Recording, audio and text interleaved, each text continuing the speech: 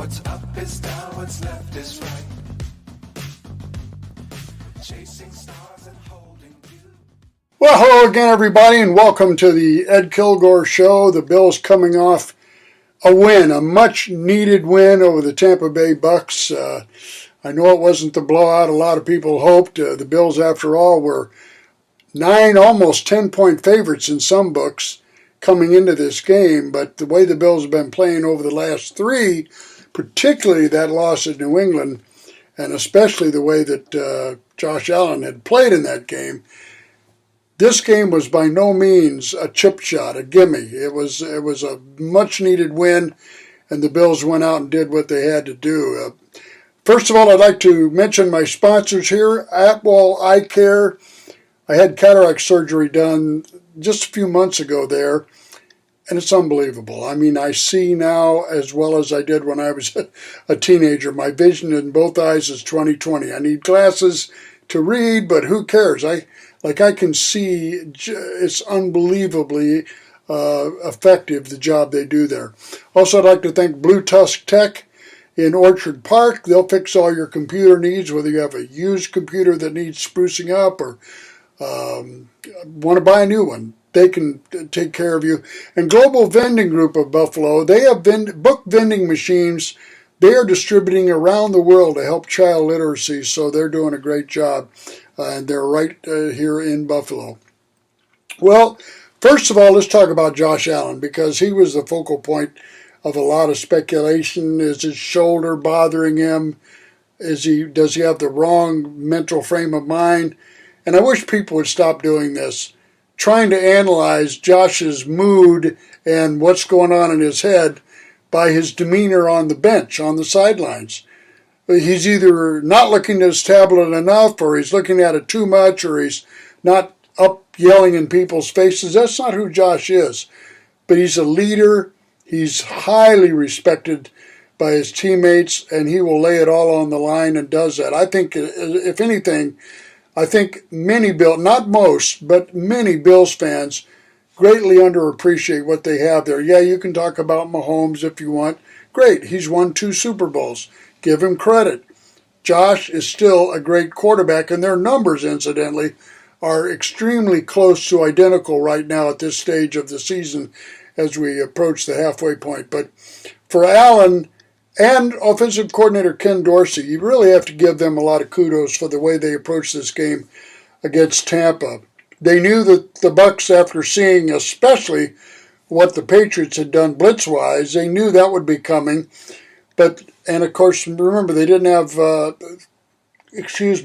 Knox was not available, so that kind of limited what they did with their personnel. So they spread it out and used more wide receivers, and also rookie Dalton Kincaid, who was just unbelievable. But Josh Allen was the Josh Allen of old. He was quick, decisive, got the ball out quickly, read his hot reads, and it makes you almost wonder what the heck was going on in New England, because he looked so different against the Bucs. But part of that might be Dorsey's game plan. He mixed in the run very nicely. But here's the thing, and I've been saying this for a while. Those of you who have watched me know I feel this way, is that I just do not understand why Khalil Shakir has not been used more often. He is an incredible player, and he figured very prominently in this game as he was targeted by Allen 6 times, and he caught all 6 of them for 92 yards.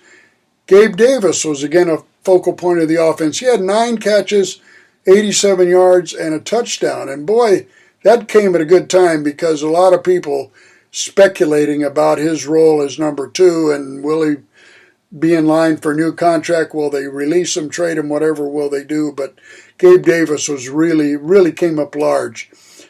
Of course, Stephon Diggs is Stephon Diggs. 9 catches, 70 yards, didn't get it into the end zone, but he also had, and some players had talked about this after the game, he had some really positive, fiery words in the locker room before they came out on the field. Now, normally I'm not a big fan of pep talks. I don't think they do. In other words, you're either motivated or you're not.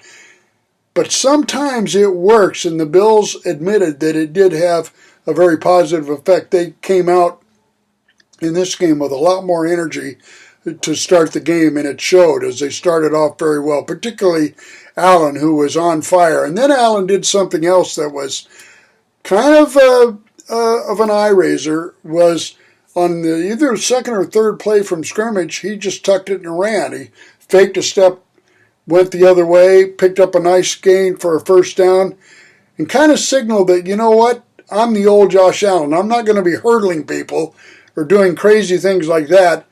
But if I'm given the opportunity, I am going to run. And he did it very judiciously. He slid a couple times, got himself out of bounds.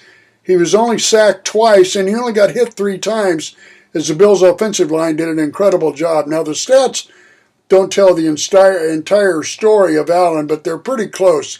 He had 31 attempts, 31 completions out of 40 attempts, 324 yards, 2 touchdown passes, scored a nice 13-yard touchdown run, did have 1 interception, and it came on a tip ball that was really more luck than not. It went up in the air, and a Tampa Bay lineman caught it. So, and that led right to a Bucs touchdown. So it was a costly turnover. Plus, the Bills' defense, as well as it played, they did not force any turnovers. Baker Mayfield was a gutsy guy. He ran around, got hit a lot, escaped a lot of potential sacks. The Bills did get him down 3 times, but Mayfield was a load until the very end of the game. Dawson Knox obviously couldn't play, but Dalton Kincaid, it's hard to overemphasize how good this young rookie is, and finally the Bills are finding better ways to get him integrated into the offense. He had 5 catches for 65 yards, including his first touchdown as an NFL player, and it was a 22-yard play where he read Allen's eyes and broke across the field and then got it into the end zone. He's tremendously accomplished at making the catch and quickly turning it into an offensive move. And he's very secure with the ball despite this, which is a very important thing, of course, when it comes to being a wide receiver. The running game was pretty good. James Cook, he is a steady machine. He had 14 carries, 67 yards. That's a very healthy 4.9 per carry, and you can't ask for a lot better than that. So the defense, one of the wrinkles, and this is Sean McDermott is doing this, is Jordan Poyer. We had a lot of questions about whether the Bills' aging strong safety is still effective. Well, since he changed his position a little bit, and I'm not an X's and O's guy like a lot of them, but I do know he's carrying more of the Matt Milano role in that defense, and his 2 best games have come since that happened. Of course, he forced a big turnover at New England with a punch-out, and he came very close to a couple of interceptions in this game, but Poyer, his last 2 games, has really, really been effective, and it's very important for the Bills' D that he does that. Linebacker Terrell Bernard continues his tremendous play, always around the ball. This guy is going to develop into one heck of a player, and he's getting there already. At cornerback, Christian Bernard, you can't beat him out of there, and he did a really good job on Mike Evans, who's a very dangerous receiver for the Bucs. Held him to 3 catches for 39 yards. He got a late touchdown, and actually Benford had that covered very well. It hit his helmet, and to his credit, Evans made a great play. But he had, at one point in the 4th quarter, Evans had 1 catch for 7 yards. Special teams, punter Sam Martin. I know a lot of Bills fans are upset that McDermott decided to punt from midfield 4 times in this game, but I can understand it when you have a weapon like Martin. Martin put 3 punts inside the 10-yard line, 2 inside the 5, as a matter of fact. And the way the Bills' defense was playing, I think, rather than give even the slightest chance of not making it at midfield, then all of a sudden the Bucs have a short field, and it changes the momentum of the game. Was it kind of conservative by McDermott? But in this case, it was warranted, as I believe. Also, you had Well, I know that was one of the things, but Tyler Bass also, I'd been a little worried about him, but he came through. He only had one field goal attempt, made it from 37 yards, made all 3-point after touch. So hopefully Tyler Bass, those little miscues stemming from Foxborough certainly, he can cut that out. He's a hell of a kicker, but he just had kind of lost a little focus or something there. But anyway, now next up, of course, and the Bills get a little rest here, is at Cincinnati. That's coming up a week from Sunday. It'll be a Sunday night game, and I'm sure there's going to be a lot of flooding of emotion in this game.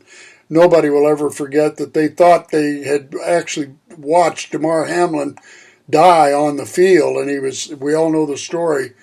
He was resuscitated and made a full recovery, and he's not playing much for the Bills now, but he is on the active 53.